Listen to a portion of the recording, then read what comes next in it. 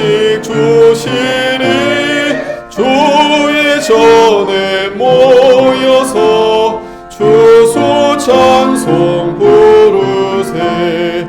이 세상은 밭이요 주는 씨를 뿌리네. 좋은 곡 식상 날 때 가라지도 나도다.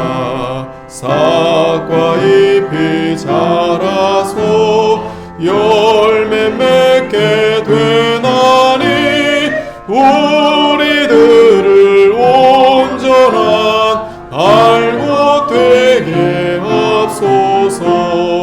우리 주님 오셔서 곡식포도 드리고 밭에 있는 나쁜 것 모두 소멸하실 때 가라지는 골라서 불에 던져 태우고 얼고 들은 곳간에 길이 쌓아 두시리. 주여 어서 오셔서 우리 거둬 줍소서. 죄와 슬픔 중에서 우리 건져 줍소서. 모든 성도 영원히 하늘 집에 이르러 천군 천사 올려 주수 찬송 부르리. 아멘.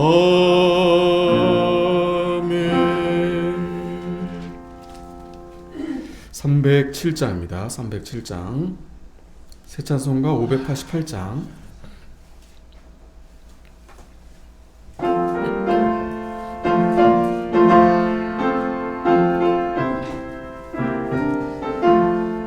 옹중 나는 새를 보라. 농사하지 않으며 곡식 모아 곳간 안에 들인 것이 없어도 세상 주관하는 주님 새를 먹여주시니 너희 먹을 것을 위해 근심할 건 무엇냐. 들의 백합화를 보라. 길쌈 수고 안에도 솔로몬의 입은 옷도 이것만 못하였네.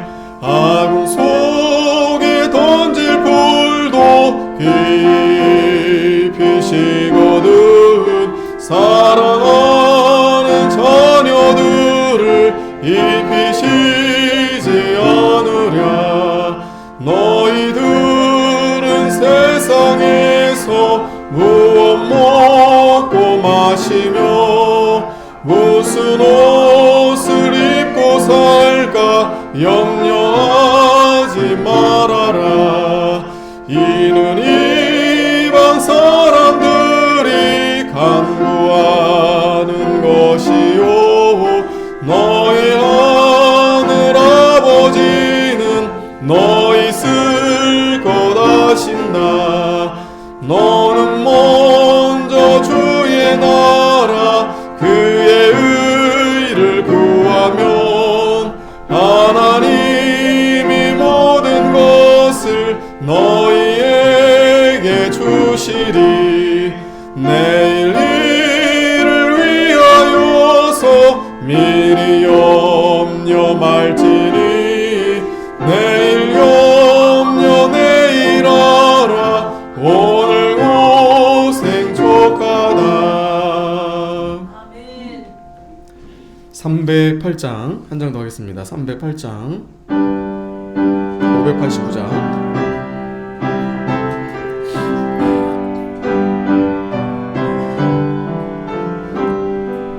넓은 들에 익은 곡식 황금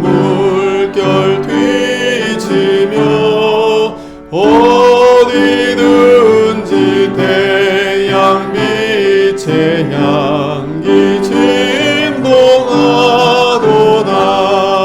무르익은 조국식 낯을 기다리는데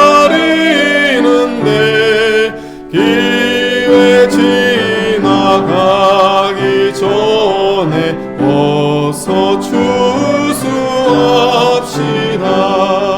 추수할 것 많은 때에 일꾼심이 적으니 열심히 있는 일꾼들 주여 보내주소서. 무르익은 조국식 낯을 기다리는데 기회 지나가기 전에 어서 추수합시다. 먼동 틀 때 일어나서 일찍 들에 나가 황혼 때가 되기까지 추수하게 하소서. 무르익은 조국식 낯을 기다리는데 기회 지나가기 전에 어서 추수합시다. 거둬들일 모든 알고 전국 창고 드린 후 주가 베풀 잔치 차리 우리 참여하겠네.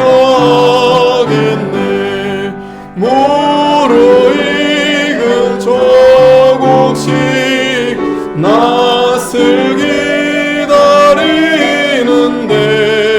기회 지나가기 전에 어서 추수합시다. 아멘. 기도하겠습니다. 거룩하신 하나님 아버지, 은혜 감사합니다. 오늘 저희들이 하나님 앞에 은혜를 받아서 죄사함 받고 또 하나님의 자녀가 돼서 오늘 우리가 하나님 앞에 나와서 예배할 수 있도록 큰 은혜 베풀어 주셨사오니 하나님 앞에 진심으로 감사드리며 또 온전한 찬양을 드리는 복된 저희들이 아버지 하나님 다 되게 하여 주시옵소서. 우리 안에 있는 모든 온갖 더러운 세상적이고 마귀적이고 정력적인 온갖 시기와 다툼, 욕심들 다 벗어버리게 하시고 오직 하나님 앞에 거룩하며 또 하나님을 사랑하며 또 이웃을 내 몸처럼 사랑하는 저희들이 다 되게 하여 주시옵소서. 우리가 다 연약하오나 오직 하나님께서 우리를 사랑하시고 우리에게 생명을 주시고 또 우리에게 힘을 주셔서 우리가 모든 일들을 우리가 잘 감당하게 싸우니 특별히 하나님 저희들에게 지혜와 총명을 더하여 주셔서 우리가 어떻게 하면 하나님을 더욱 사랑하며 하나님이 주신 이 은혜를 어찌 보답할꼬 하면서 우리가 하루하루 믿음으로 나아가는데 부족함이 없도록 하나님 도와주시고 또 충만한 은혜를 베풀어 주시옵소서. 하나님이 사랑하는 귀한 종 다윗은 그가 일평생 하나님의 성전을 사모하여서 아낌없이 하나님 앞에 모든 준비를 잘 했는데 그 아들 솔로몬이 그 뒤를 이어서 하나님 말씀대로 성전을 잘 세웠다고 했습니다. 오늘 저희들도 다윗과 솔로몬처럼 주님을 누구보다 사랑하며 그 말씀을 잘 순종해서 우리에게 맡겨주신 이 영적 성전을 잘 건축해 드려서 하나님을 더 기쁘시게 해드리고 또 그 성전을 통해서 하나님이 우리 가운데 임재하셔서 하나님으로 인해서 기뻐하며 즐거워하는 저희가 다 되게 해 주시옵소서. 오늘 정말 즐겁고 기쁘고 감사하며 정말 하나님의 이 천국 잔치가 베풀어진 날인데, 그러나 한편으로는 참 이 세상이 너무나 어렵고 힘들어서 여러 가지 어려움들이 많아서 낙심도 되고, 또 우리 연약함 때문에 때론 이렇게 참 여러 가지 어려움들이 많이 밀려오게 싸우나, 하나님, 하박국이 하나님 앞에 정말 여러 가지 세상의 어려움과 많은 참 그러한 것들이 따라올지라도 나는 여호와로 인해서 기뻐하며 여호와로 인해서 즐거워한다 했사오니, 하나님 이 시간도 그러한 믿음으로 우리 마음 가운데 이 세상 무엇이 아니라, 나의 연약함 때문에 내가 낙심하는 것이 아니라 오직 여호와 하나님을 기뻐하며 여호와로 인해서 즐거워하며 여호와로 인해서 감사하며 찬양하는 저희들의 믿음이 다 되게 해 주시옵소서. 감사드리오며 거룩하신 예수 그리스도의 이름으로 기도하옵나이다. 아멘.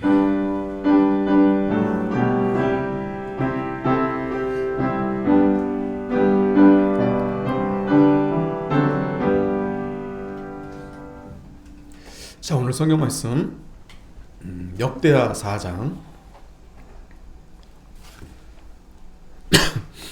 자, 역대하 4장 1절에서 10절까지 보겠습니다. 자, 성전 건축에 대한 말씀 우리는 5회에는 계속해서 본문 이어가겠습니다. 역대하 4장 1절에서 10절 우리 한 절씩 교독하겠습니다. 역대하 4장 구약성경 660페이지.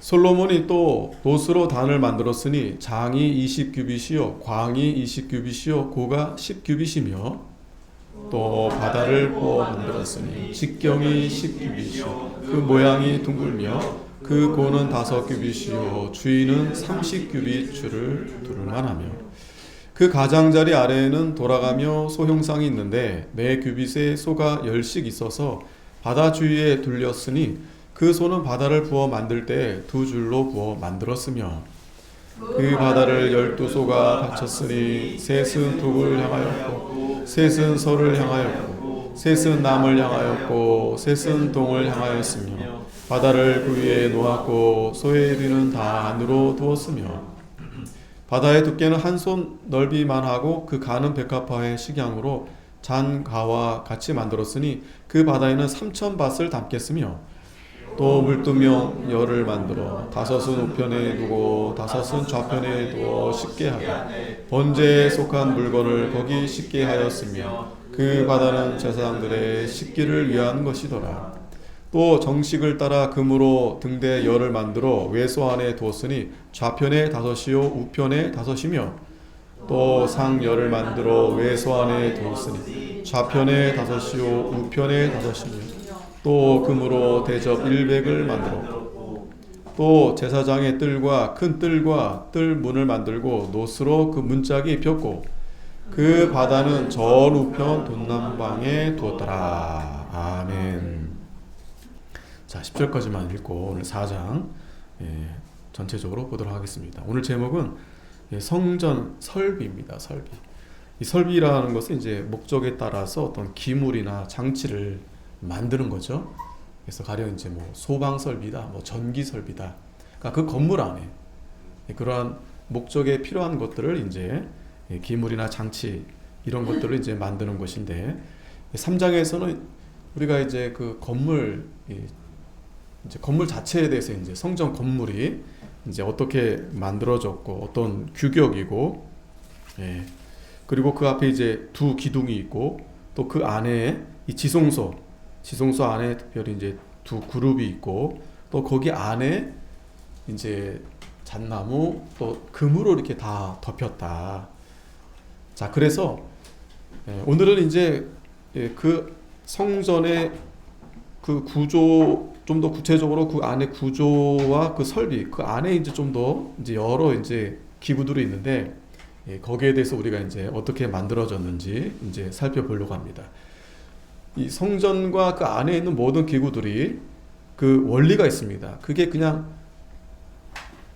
하나님께서 임의로 그렇게 만들어 놓은 게 아니라 그런 모든 것들이 결국 이제 그 성전 안에서 행해지는 그런 모든 일들을 통해서 하나님이 거기에 거하시겠다는 겁니다. 하나님의 임재. 그 원리에 따라서 그 모든 안의 구조와 또 어떤 기물들을 그렇게 이제 만들어 둔 겁니다. 이것은 그 앞에 이제 그 광야에서 그 성막과 성전의 물론 모양이나 형태는 좀 달라졌지만 크기도 달라졌죠. 하지만 거의 유사하게 연관성이 있습니다. 다르지 않습니다.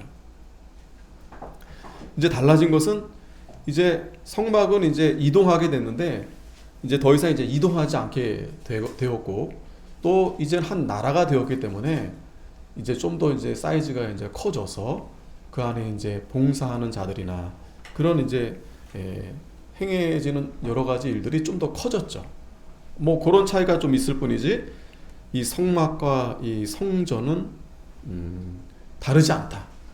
거기서 하나님이 그 성막과 성전을 통해서 하나님이 임재하시고 하나님이 거하시고 또 이스라엘 백성들이 그 성전을 통해서 하나님 앞에 제사, 그 당시 제사죠. 제사를 드리고 또 하나님을 만나며 말씀을 듣고 그래서 하나님이 통치하시는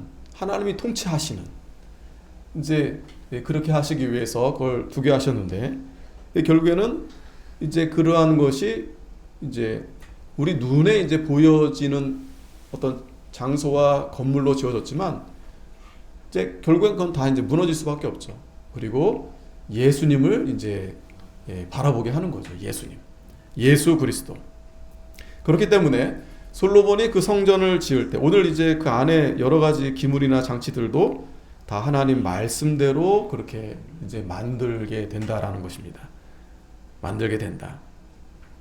자, 그렇기 때문에 이 성전 그 내부 안에들은 특히 이제 이 성도들이 이제 이 하늘의 지성소, 그러니까 이 지성소가 이제 하늘의 지성소를 이제 예표하는 것인데 그곳은 이제 하나님을 예배하는 것이 무엇인지를 무엇을 의미하는지를 이해하도록 이제 그렇게 이제 도와주는 거죠. 이제 그 성전 안에서 하는 모든 이제 제사나 의식이나 모든 이제 기구들이나 이런 것들이 이제 우리가 하나님을 예배하는 것이 무엇을 의미하는지를 그것들이 이제 이해하도록 도와주는 겁니다. 그리고 더 중요한 것은 이제 궁극적으로는 그 제사를 통해서 그 예배를 통해서 그 지성소가 이제 영원한 지성소를 이제 우리에게 이제 인도하게 하는데 결국 그 길은 예수님의 십자가 구속으로 우리가 이제 인도하게 하는 거죠. 예수님의 그 십자가 구속. 그래서 그 제사할 때 보면 그 영문 밖에 제물을 이제 영문 밖에 가서 이제 희생하고 이제 죽이게 하는데 그 영문 밖에 십자가 예수님이 거기서 이제 죽으심으로 인해서 모든 율법을 다 이제 완성하게 되십니다. 그래서 그 성전 안에서 행해지는 것들이 특히 그 안에 이제 그 지성소에서 일어나는 일들이 이제 결국에는 이제 하늘의 지성소가 이제 예수 그리스도를 통해서 이제 완전한 그 속죄를 다 이루어 주시고 또 무엇보다도 이제 예배가 거기서 멈춰주는 것이 아니라 제사가 구약에는 그 제사가 멈춰지는 것이 아니라 계속 이제 예배가 되어지게 되는데 그러한 것들을 이제 우리에게 잘 이제 알려주는 것입니다. 그 성전을 통해서 우리에게 그런 것들을 우리에게 깨닫게 하고 도와주는 거죠. 예를 들면은 거기 이제 오늘 이제 볼 텐데 거기 이제 떡상에 이제 떡상을 만들고 거기에 이제 떡을 올려놓게 되죠. 그리고 등대 이제 놓게 되는데 성막에서는 하나밖에 없었어요. 떡상 하나 그리고 등대 하나. 근데 이제 성전에서는 10개, 10상 또 등대 이제 10개, 10대씩 이렇게 두게 됩니다. 그러니까 커진 거죠. 그것은 결국에는 그 떡과 그 등대가 가리키는 것은 바로 예수 그리스도를 가리키는 겁니다. 생명의 떡이 되시고 세상의 빛이 되신 예수님. 그분이 계속해서 이스라엘 백성들과 함께하고 오늘 우리와 함께하시고 또 이제는 오늘 신약시대에서는 우리가 다 이제 그 당시에는 이제 제사장만 그 성전 안에 들어가게 되는데 이제는 우리가 다 제사장이 돼서 직접 예수님의 면전에 이제 우리가 서게 된다. 그리고 이제 10대 한 대였는데 이제 10대씩 이렇게 늘어났잖아요. 이것은 앞으로 이제 이 복음이 점점 이제 확장될 것을 우리에게 알려주는 겁니다. 그게 이제 우리의 사명이죠. 하나님의 이 복음을 잘 전해서 등대, 높은 산에 이 등대가 이렇게 불이 밝혀져서 어두운 세상을 이렇게 밝혀주듯이 또 우리에게 이 생명의 떡을 우리에게 주셔서 이 떡으로 말미암아 우리가 다 이제 살게 돼서 영원히 목마르지 아니하는 그러한 의미가 이 성전을 통해서 우리에게 잘 알려주고 있다는 겁니다.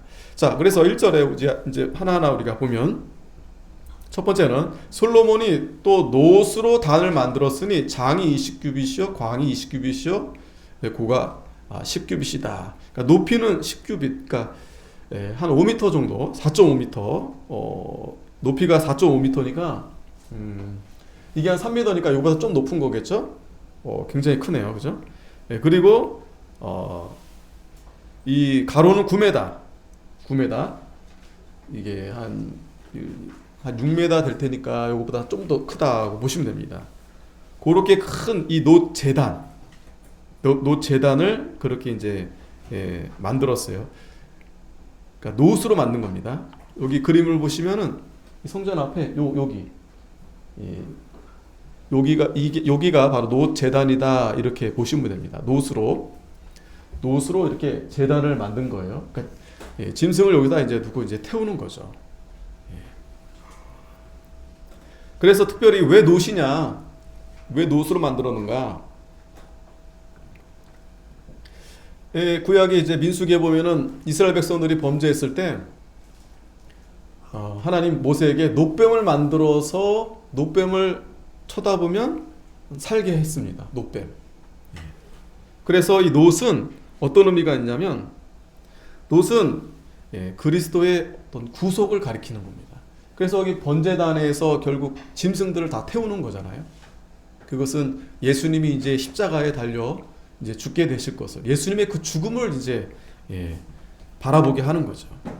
즉 이 놋뱀은 예수님의 십자가를 가리키는데 이 놋제단도 마찬가지입니다. 예수님이 장차 우리를 대신해서 죽으실 것을 바라보게 하는 거죠. 그래서 이것이 성전 앞에 있음으로 해서 모든 사람들이 딱 이제 들어가자마자 보이는 게 바로 이제 놋제단이 가장 앞에서 이제 보이게 되는 겁니다. 즉 놋제단을 통해서 이제 여러 짐승들이 이제 희생되는데 결국 이것은 예수님의 십자가의 보혈을 이제 우리에게 바라보게 한다. 구속을 이제 가리킨다라고 이제 보시면 됩니다. 히브리서 9장 11절에 보면 그리스도께서 장래 좋은 일에 대제사장으로 오사 손으로 짓지 아니한 곧 이 창조에 속하지 아니한 더 크고 온전한 장막으로 말미암아 염소와 송아지의 피로 아니하고 오직 자기 피로 영원한 속죄를 이루사 단번에 성소에 들어가셨느니라. 염소와 황소의 피와 및 암송아지의 죄로 부정한 자에게 뿌려 그 육체를 정결케 하여 거룩케 하거든 하물며 영원하신 성령으로 말미암아 흠없는 자기를 하나님께 드린 그리스도의 피가 어찌 너희 양심으로 죽은 행실에서 깨끗하게 하고 살아계신 하나님을 섬기게 못하겠느냐. 짐승은 매번 드려야 되지만 이제 예수님은 단번에 드리셔서 이제 더 이상 드릴 필요가 이제 없게 된 거죠.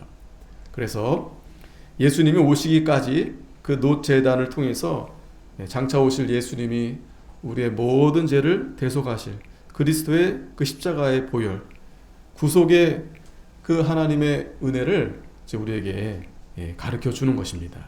그리고 그 다음에 또 바다를 부어 만들었으니 바다,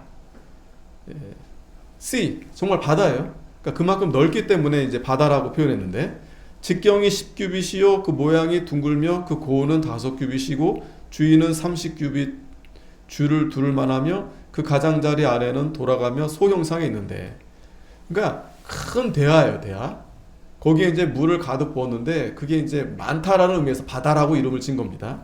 근데 그 대하를 이제 소들이 그걸 이제 등에 이제 메고 있는 겁니다.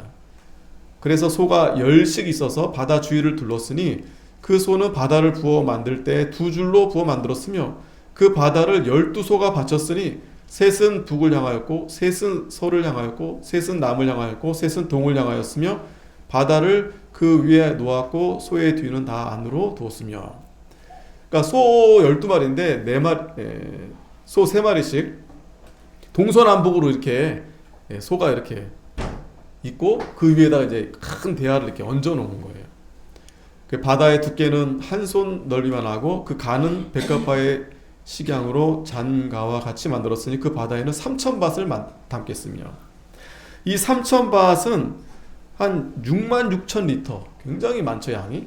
그래가지고 자 이렇게 생겼습니다. 이렇게 큰 대야인데 여기 물을 이제 3,000밭 66,000리터나 담으니까 이게 바다와 같다. 이제 그렇게 이제 이름을 지었고 소들이 이렇게 3마리씩 동서남북으로 이렇게 둔 겁니다. 자, 그러면 여기에서는 뭐 하는 걸까요? 6절에 또 물두멍 열을 만들어 5은 우편에 두고 5은 좌편에 두어 씻게 하되 번제에 속한 물건을 거기 씻게 하였으니 그 바다는 제사장이 들의 씻기를 위한 것이다. 뭐예요? 씻으라고. 여기 그림을 보면 이건 아까 이제 바다 큰 거고요. 물두멍 작은 이렇게 물두멍들이 있는데 제사장들이 여기 이제 서서 이제 제사를 준비하는데 중요한 것은 씻어야 돼요. 정결해야 됩니다. 깨끗해야 됩니다. 이 큰 데에는 뭐를 씻냐면 제사장들의 이제 몸과 모든 걸 다 씻는 거고요. 요 물두멍들은 이제 제물들을 씻는 거예요. 제물들. 그러니까 중요한 것은 씻어야 돼요. 그래서 유대인들이 굉장히 청결합니다.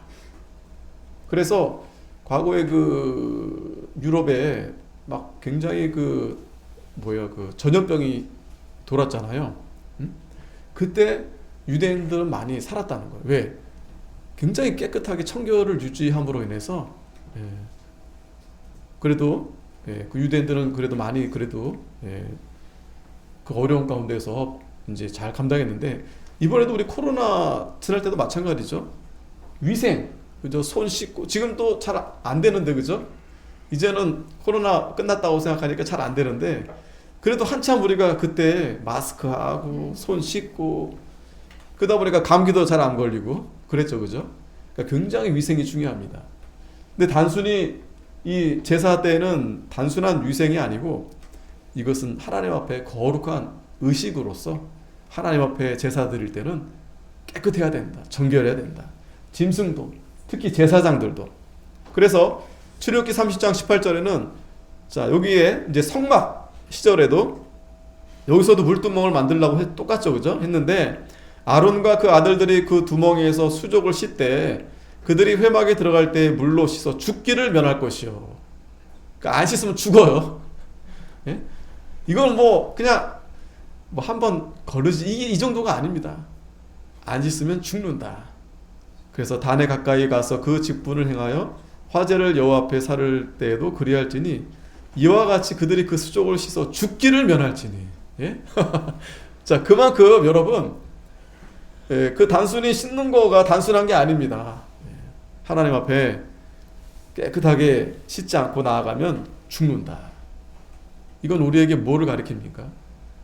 우리가 하나님 앞에 나아갈 때 우린 당연히 이 죄로 인해서 죽을 수밖에 없어요. 하나님의 은혜로 우리가 다 거듭났지만 그럼에도 우리는 어떻게 해야 돼요? 깨끗이 씻어야 된다. 죄를 회개해야 된다. 이게 중요합니다. 그렇지 않으면 어떻게 돼요? 죽는다. 우리 육신은 어차피 죄 때문에 나중에 죽어요. 근데 여기서 또 죽는다는 의미는 우리 영이 죽는 거예요. 영이. 죄를 회개하지 않으면 그 영은 죽는 거예요. 하나님 앞에 힘을 얻을 수 없어요. 생명을 얻을 수 없어요. 기쁨이 없겠죠. 감사가 없겠죠. 그러니까 하나님 앞에 우리가 회개하고 깨끗한 가운데서 그렇게 우리가 나아갈 때 하나님이 그 제사를 받으신다. 예배를 받으신다. 그래서 그 물두멍이 바다가 굉장히 중요한 것입니다. 그리고 자 10절 그 바다는 전 우편 동남방에 두었다. 위치. 자 여기 예배 성전에 들어갈 때 여기 이제 동남방 여기 이제 두 개 한 겁니다. 여기가 이제 들어가는 입구예요. 두 기둥이 있고 우리 지난주에 여기 살펴봤죠. 제단은 이쪽에 있고 물두멍 바다는 이제 이쪽에 있습니다. 자 그다음 세 번째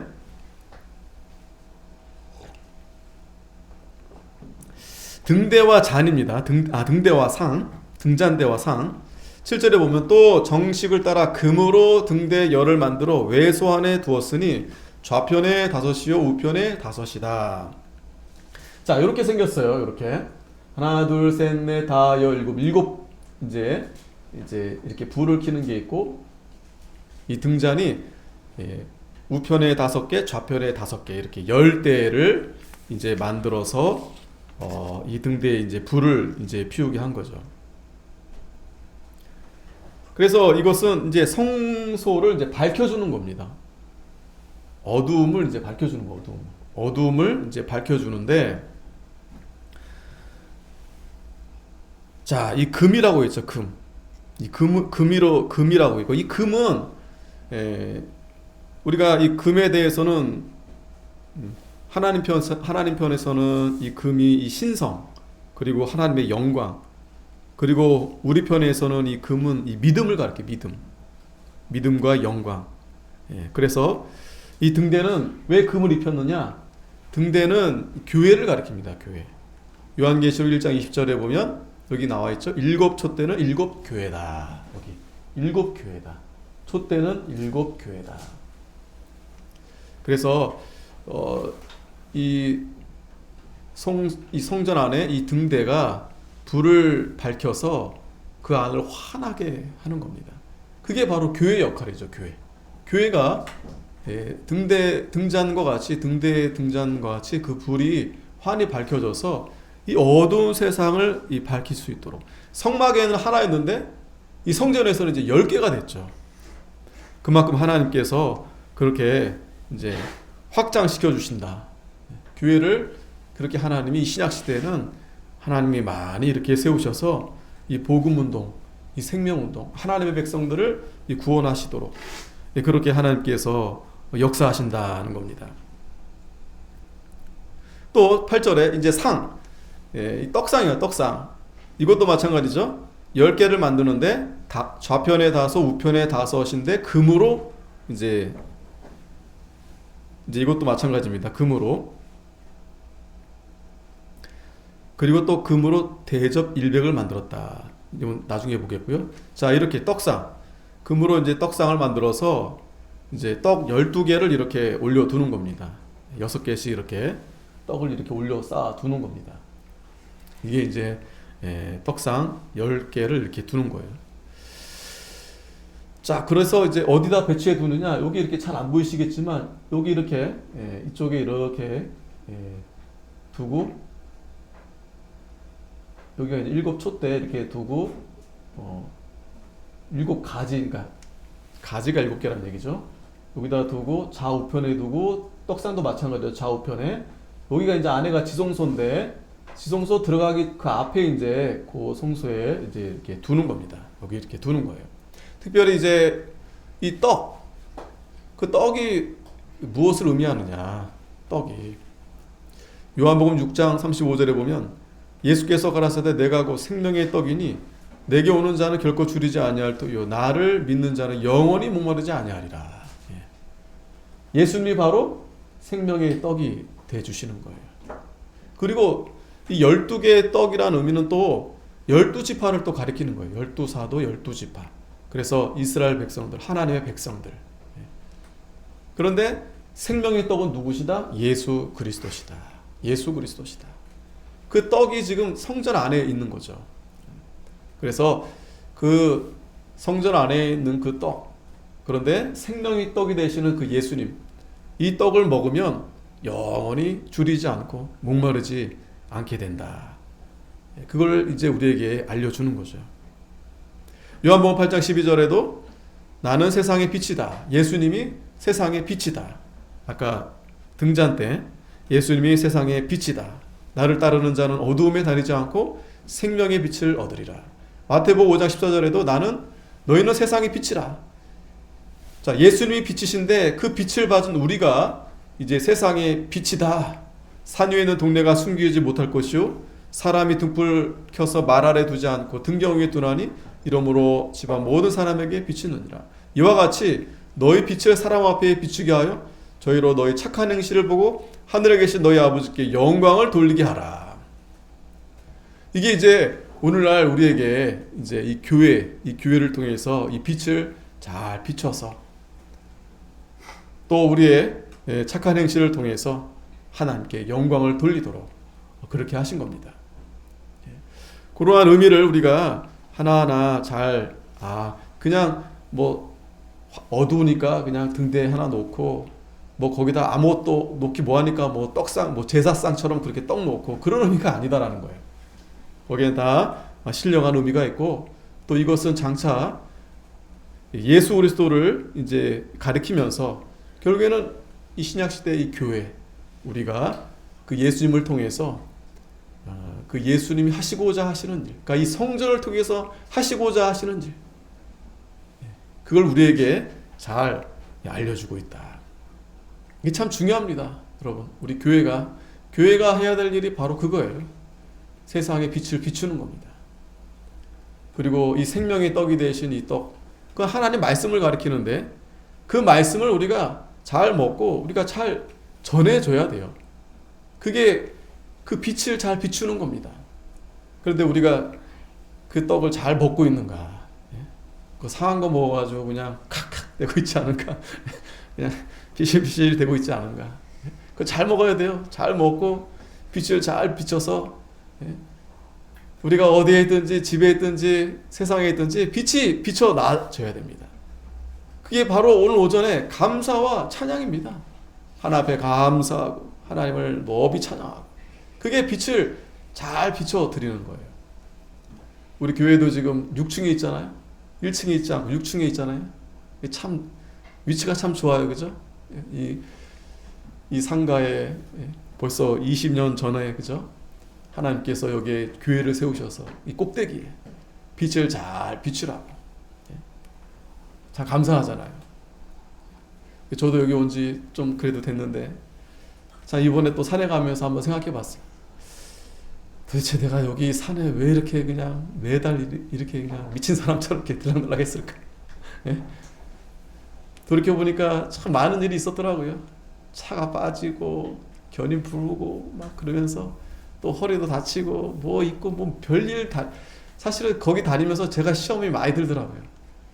야 어쩔 때는 야 이 차 버리고 갈까? 막 또 어쩔 때는 뭐 이제 왜 그 한겨울에 또 한여름에 비 많이 오는데 이제는 좀 꾀가 나서 일기예보 철저히 보고 그렇게 이제 자리 보고 땅 보고 이제 그런 요령이 좀 생겼는데 그러고 보니까 어느 정도 또 세월이 이렇게 또 지났어요. 그때는 진짜 한참 또 제가 여기 왔을 때 30대였잖아요. 막 그냥 다른 건 잘 못해도 기도하는 것만 그냥 흉내라도 열심히 내자. 뭐 그렇게 그냥 지난 것 같아요. 뭐 한 것도 많진 않은데 그냥 그거라도 그냥 그렇게 해보자. 그러고 이렇게 시간이 지나간 것 같아요. 그래도 하나님이 이렇게 잘 지켜주시고 또 앞으로 이제 시작이다. 마음적으로 그런 생각이 듭니다. 이제 시작이다. 여기 이제 이 상가도 오래됐어요. 우리 이 상가가 세워지고 교회가 세워진 거잖아요. 그래도 앞에 이제 목사님도 이제 이 상가에서 했지만 뭐 또 어떻게 하다 그러니까 저도 이 상가가 또 대표가 돼가지고 예. 그리고 또 여러 가지 또 뭐 굳이 자랑할 건 아닌데 이 건물에 굉장히 혁혁한 공을 많이 세웠어요. 그래서 지금도 뭐 누가 뭐라 하면은 얼마든지 뭐 이거 뭐 이 건물 대표한다고 해서 뭐 대단한 건 아니잖아요. 근데 이제 감사하게도 뭐 한 사람도 불만 없고 아 목사님이 하시면 좋겠다. 목사님이 하셔서 지금 그래도 왜냐면 이게 소송이 이제 지난번에 한 5년 동안 계속 1층에서 관리비 때문에 그래서 이제 그 소송 문제 때문에 우리 5층에 이제 골프장 하시던 분이 사장님이 결국에는 이제 이겼는데 돈을 못 받으니까 이제 그냥 팔고 갔어요. 그래서 그 회장님이 이제 떠나기 전에 아무도 이 건물에 누가 관리를 안 하니까 그러니까 제가 처음에 왔을 때는 그래도 10대분이 오셔가지고 회의하더라고요. 근데 점점 떠나더니 한 3분. 근데 저는 이제 이 교회를 이제 회의실로 빌려드리니까 항상 있었죠. 지켜만 봤죠. 근데 그 회장님이 이제 떠나면서 자기는 이제 도저히 안 되겠다. 목사님이 좀 해주시면 좋겠다. 그래서 저는 그냥 떠맡은 거예요. 뭐 제가 하겠다는 건 아니고. 그래서 이제 맡으면서 그 회장님이 그 돈을 못 받았어요. 돈을 못 받죠. 관리비가 한 1,500만 원치인데, 2,500만 원치인데, 뭐 이자 해가지고. 그리고 그 사람도 경매로 하고 아주 악한 사람이에요. 그리고 나몰라라고 떠났는데, 이제 새로 이제 경매 낙찰 받아서 온 사람이 이제 그 사람이 이제 이런 여러 가지 상황 다 알 거 아니겠어요? 그 사람이 이제 관리비를 그 앞에 사람 관리비를 내고 들어와야 되는데 내겠어요? 그 사람이? 안 내죠? 근데 이제 제가 이제 회장 맡으면서 좋게 얘기했죠. 저는 목사하고 잘 모릅니다. 세상 잘 모르고 그래서 이런 일들은 법으로 깔끔하게 하시는 게 좋겠다. 그래서 이제 참 낙찰 받아서 들어오셨는데 뭐 사정이 어쨌든 여기 들어오시면 밀린 관리비 다 내셔야 됩니다. 그래서 거기에 대해서 저는 잘 모르니까 저희도 소송을 이렇게 변호사를 두고서 이 문제에 대해서 잘 뭐 얼마를 받건 얼마를 내건 그건 저희 입장은 중요한 게 아니라 정확하게 그 판결에 따라서 하면 좋겠다. 그랬더니 새로 들어오신 분이 목사님 막 그러면서 이거 하면 소송 재판을 하면 시간도 오래 걸리고 또 재판 비용도 있고 그러니까 저한테 이제 딱 이제 협상을 하자는 거죠. 근데 이분은 2천만 원인데 뭐 500만 원 생각하는 거예요. 500만 원. 안 된다. 그럴 것 같으면 그냥 난 재판하겠다. 그래가지고 어차피 재판을 해도 그러니까 절반 정도 재판하면 이제 뭐 다 빼고 절반 받는 거예요. 1,500 정도. 근데 재판 안 하고 이제 1,500 받는 걸로 이제 딱 이제 했죠. 그래가지고 감사하게도 상가부들이 깜짝 놀랐던 거예요. 다 깜짝 놀란 거예요. 이 돈을 어떻게 받았냐고. 예? 돈 받는 게 세상에 있는데 심지어 힘센 사람 불러다가 막 협박해가지고 그래도 돈 받기 힘든데 그래서 1달러 그 어려운 문제 해결하고 그 다음에 또 여기 막 밑에 막 물 새고 그게 한참 그랬어요. 이 지하가 이제 건물이 오래되다 보니까. 근데 그것도 이게 우리가 수리해서만 되는 게 아니라 또 시하수구 다과 연결이 돼 있는 문제인 거예요. 그러니까 이것도 이게 쉽지가 않아. 앞에 관리소장님이 뭐 했는데 뭐 그걸 들어주겠어요. 시에서 뭐 요 일개 뭐 상가 조그만 데 와가지고 그 하수구 뭐 투자하겠어요. 그냥 불편한 대로 넘치는 대로 그냥 알아서 하는 거죠. 근데 계속 전화하고 막 귀찮게 하고 그래서 결국 사인 받았어요. 우리 공사해주겠다. 그리고 1년 만에 드디어 요 옆에 하수구를 하나 더 판 거예요. 시에서. 또 그런 기적적인 일이 또 해가지고 밑에도 이제 공사도 하나도 안 하고 그런 일들이 좀 있다 보니까 이제 뭐 저는 그만두고 싶어요. 뭐 별로 뭐 대단한 것도 아니고 근데 이제 어쨌든 이 건물에 대표로 있다 보니까 하나님이 이 건물 저한테 주셨구나. 그래서 여러 가지 이제 앞으로 이제 수리할 거 뭐든 이제 대표가 뭘 임의로 하진 않지만 어쨌든 이제 다른 분들은 이제 상주하지 않으니까 건물이 뭐 예? 어디가 뭐 벗겨졌든 뭐 별로 신경 안 쓰는데, 물새도 신경 안 쓰는데, 저는 여기 사니까, 예? 여기 심지어 옥상도 방수가 안 되면 해야 될 거 아니겠어요? 근데 회장이 밑에 층 살면은 뭐 물이 뭐 새든 말든 관심이 없을 거잖아요. 근데 저는 이제 여기 있으니까 이 상가 전체적으로 내년엔 좀 이렇게 건물 외벽도 좀 방수 좀 하고, 또 페인트 좀 안 해도 칠하고 깨끗하게. 예? 아, 하나님이 10년 만에 이 건물을 저한테 주셨구나. 그리고 그 산도 68,000평 기도하는데, 예? 어디 남의 산에 가서 텐트 치고 그러면 쫓겨납니다. 예? 그 주인이 가만 안 있어요. 근데 물론 거기가 이제 창강교회 소유로 돼 있지만 뭐 어찌됐든, 예? 제가 거기 가가지고 누가 오면 아, 이거 저희 교회 산입니다. 그럼 다 알아요. 아, 목사님 기도하러 오셨구나. 그 큰 산에 그냥 거 산도 주시고 이 교회도 주시고. 근데 좀 그래도 아쉬운 건 어찌됐든 우리가 더 분발해서 이 교회를 잘 세워 나가도록 해야 되겠는데, 기도하면서 이제 그런 생각이 들더라고요. 점점 인구가 줄잖아요. 아이들도 줄고. 교회가 교회뿐만 아니고 좀 학교도 줄고, 다 모든 시설이 다 이제 줄어들고 있어요. 그러면서 이제 통합하는 거죠. 통합. 아, 우리 교회도 앞으로 이제 통합할 수 있으면 좋겠다. 그래서 어찌됐든 이제 그렇게 해서 교회가 좀 이제 지금도 그런 교회들 우리 교단 안에서도 좀 그러고 있어요. 왜냐면 가까운 지역에 교회가 둘 다 어려운데 뭐 굳이 어려운 두 교회를 그렇게 둘 필요 없잖아요. 그러니까 한 교회를 이렇게 통합을 해가지고 이제 그렇게 이제 하려고는 하는데, 아, 앞으로 물론 우리 자체적으로 이제 성장하는 게 제일 좋죠. 근데 어찌됐든 그렇게 할 수만 있으면 그렇게 해도 나쁘진 않겠다. 예, 그렇게 해서 이제 다시 시작해야 되겠다. 예. 아직 전 젊으니까요.